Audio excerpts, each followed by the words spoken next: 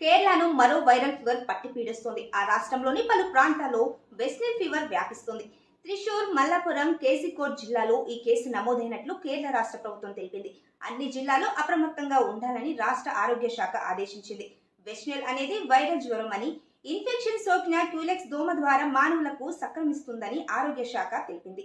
దీనికి ఎటువంటి ఔషధాలు, వ్యాక్సిన్లు లేవని, లక్షణాల ఆధారంగా చికిత్స చేయడం, వ్యాధి నిరోధక జాగ్రత్తలు పాటించాలని నిపుణులు సూచిస్తున్నారు. వెస్టర్న్ ఫీవర్ లక్షణాలు ఇవే. ఈ ఫీవర్ బాధితుల్లో తలనొప్పి, జ్వరం, కండరాల నొప్పులు, తల తిరగడం, జ్ఞాపక శక్తి కోల్పోవడం వంటి లక్షణాలు ఉంటాయని వైద్యులు తెలిపారు. కొందరిలో మాత్రం జ్వరం, తలనొప్పి, వాంతులు, దురద వంటి లక్షణాలు ఉంటాయని చెప్పారు. కేవలం 1% కేసులో మాత్రం మెదడు దెబ్బతినే ప్రమాదం ఉంటుందని వెల్లడించారు.